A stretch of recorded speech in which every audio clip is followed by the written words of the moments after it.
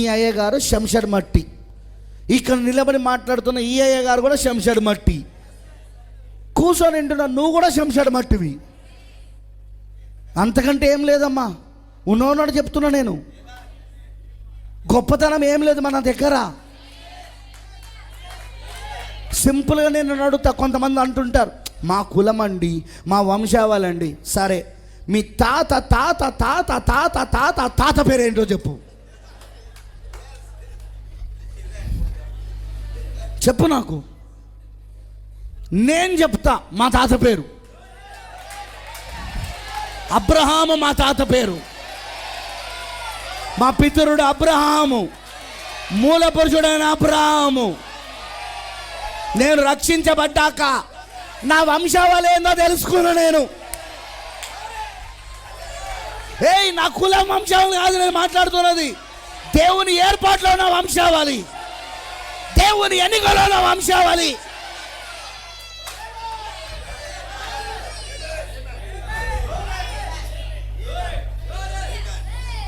అరే వచ్చినాక రెడ్డి అని పెట్టుకుంటాడు, నడ్డిరుగుతుంది, జాగ్రత్త. అసలు నీ వంశావళి ఏందిరా? అబ్రహాం కుమారుడు అంటానో రెడ్డి అంటానో, ఏదో ఒకటి చెప్పరా. నీది నువ్వు అబ్రహాం కుమారువా రెడ్డివా? రావు అని పెట్టుకుంటాడు. ఎవడివి నువ్వు? అబ్రహామువా? అబ్రహాం వంశాల నుండి వచ్చావా? లేకపోతే dash dash dash dash dash అక్కడి నుండి వచ్చావా? వీడు ఈ క్రైస్తత్వంలో వచ్చినాక కూడా వీడికి కులం పేరు కావాలి. వీడికి మెంటలోడు, వాడికి రక్షణ లేదు. వాడు పెద్ద స్పీకర్, వాడు మమ్మల్ని విమర్శిస్తాడు. వాడు మళ్ళీ అసలు నువ్వు ఎవడురా?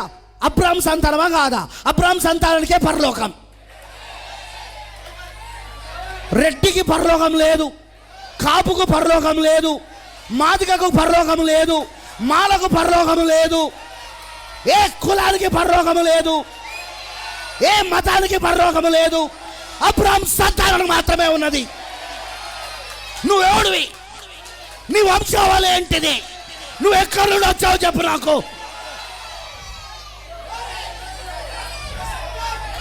ఎవరు నువ్వు? అసలు నువ్వు రక్షణ పొందుకున్నావట. రక్షణ ముందే చెప్పాను కదా, షాకులు తగలబోతానని. నువ్వు రక్షించబడితే నీ కులమేందో చెప్పాలా? నీ కులమేందో చెప్పాలా? నీ కులము క్రైస్తవ కులము.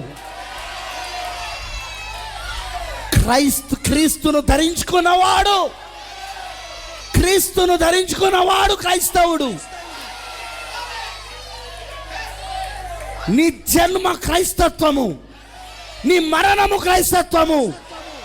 నువ్వు వెళ్ళేది క్రైస్తత్వంలోనికి, పరలోకానికి వెళ్ళేది కూడా.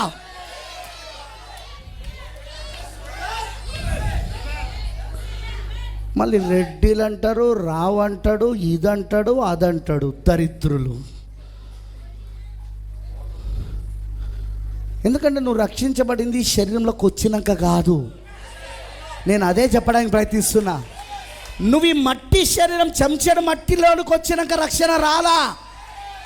నువ్వు ఏర్పరచబడినప్పుడే రక్షించబడ్డావు.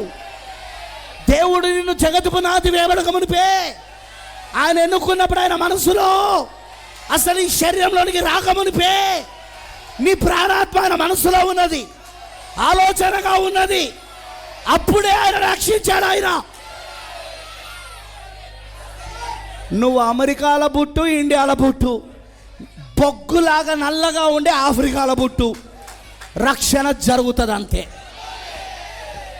నువ్వు పట్టణంలో పుట్టు, ఊర్లో పుట్టు, అడవిలో పుట్టు. అదిగో ఇక్కడ అడవి నుండి వచ్చిన వాళ్ళు ఉన్నారు. ఇక్కడ రక్షణ వస్తుంది అంతే. దేవుడు ఏర్పరచుకున్నాడు అంతే, దేవుడు ఎన్నుకున్నాడు అంతే. నేను క్రైస్తవులకు ఈరోజు వాళ్ళ రక్షణ ఏందో వాళ్ళకే తెలియదు. బుద్ధి లేని క్రైస్తవులు, మెంటల్ పాస్టర్లు, వాళ్ళ వంశావళి ఏందో వాళ్ళకి తెలియదు. మళ్ళీ మాకు రక్షణ ఉన్నదంటారు. నీ వంశావళి నీ కులము నుండి వచ్చింది కాదు. నీ వంశావళి దేవుని జ్ఞానములో నుండి వచ్చింది. ముందు జ్ఞానములో నుండి, భవిష్యత్తు జ్ఞానములో నుండి. అబ్రహాము సంతానము నువ్వు. అబ్రహాం సంతానం తప్ప ఏది పరలోకానికి వెళ్ళదు.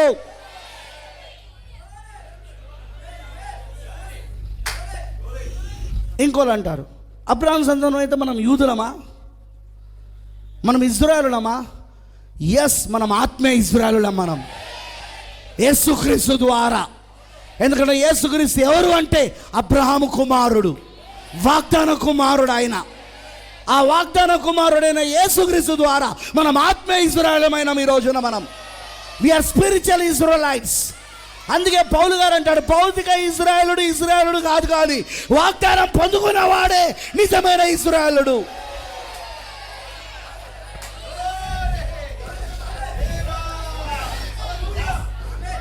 ఈరోజు చాలామందికి వాళ్ళకి రక్షణ అర్థం కావట్లేదు. రెడ్డి అని ఒకటి పెట్టుకుంటాడు, రావు అని ఇంకోటి పెట్టుకుంటాడు. దొర అట, దొర. వాళ్ళ ఊర్లో వాళ్ళు అంతా అడవి నుండి వచ్చారు కదా, అక్కడ వాళ్ళు దొర అంటారు. వాళ్ళని దొర అని పెట్టుకుంటాడు. ఏంటి ఎవడివి నువ్వు? శంషడు మట్టివిరా దొర, శంషడు మట్టివిరా నువ్వు దొరవైతే దొరవ కావచ్చు, కానీ శంషడు మట్టివి నువ్వు. బ్రదర్ సిస్టర్, నేను ఎందుకు చెప్తున్నానంటే ఎవరినో ఎగతాళి చేయాలనో ఎవరినో విమర్శించాలనో కాదు. నీ రక్షణ నీకు అర్థం కావాలా, నీ విమోచన నీకు అర్థం కావాలా, మనం ఎవరమో అనేది మనకు అర్థం కావాలా.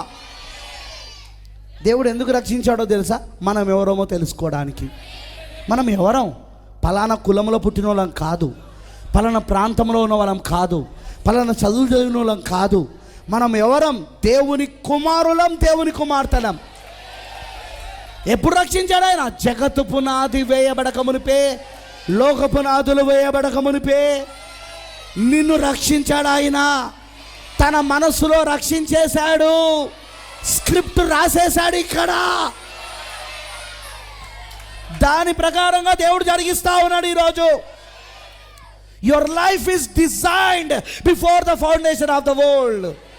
నీ జీవితం భూమికి పునాదులు వేయబడక మునిపే దేవుడు డిజైన్ చేశాడు అక్కడ.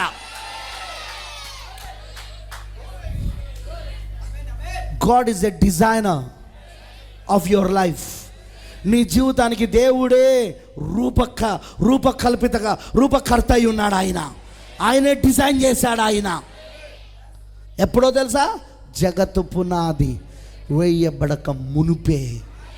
నువ్వు నీ జీవితంలో ఏది జరగాలన్నా అది ఆయన నిర్ణయించిందే. అందుకే పౌలు గారు అంటాడు, దేవుణ్ణి ప్రేమించు వారికి సమస్తము సమకూడి మేలు కొరికే జరుగుతున్నది. కీడుల్లాగా కనబడతాయి అవి, కానీ దేవుడు దాన్ని మేలుగా మారుస్తాడు. అలా డిజైన్ చేసి పెట్టాడు ఆయన అక్కడ. దేవుని పిల్లలను నువ్వు బైబిల్లో చూస్తే వాళ్ళందరి జీవితాల్లో ఎన్నో కీడులు వచ్చినాయి, కానీ దేవుడు వాటిని మేలుగా మార్చాడు. ఖచ్చితం అది. నీ జీవితం అంతే, నా జీవితం అంతే.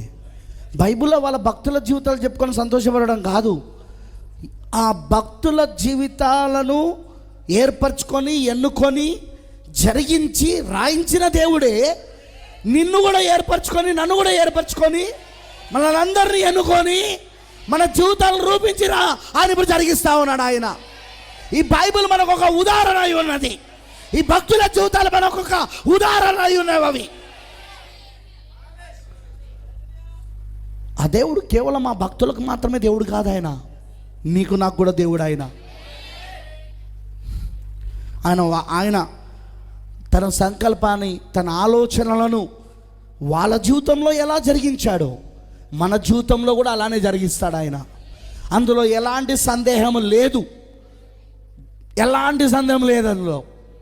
ఎందుకంటే యేసుక్రీస్తు నిన్న నేడు నిరంతరము ఒకటే రీతిగా ఉన్నాడు.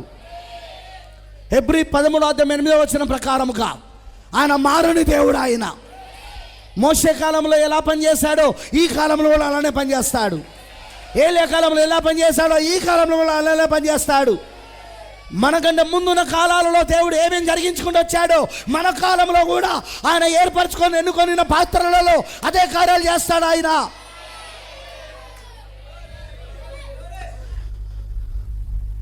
మనం చాలాసార్లు చరిత్రకు మాత్రమే దేవుణ్ణి పరిమితం చేస్తున్నాం. యేసుక్రీస్తుని చరిత్రకు మాత్రమే పరిమితం చేస్తున్నాం. చరిత్రలో ఇట్లా చేశాడు, చరిత్రలో అట్లా చేశాడు, చరిత్రలో ఇట్లా చేశాడు. కానీ ఆ చరిత్రలోను నువ్వు యేసుక్రీస్తుని బడికి తీసి ప్రస్తుత కాలానికి నువ్వు దాన్ని తీసుకొచ్చినప్పుడు అప్పుడు నీ జీవితంలో దేవుడు ఏం చేస్తున్నాడో నీకు అర్థమవుతుంది.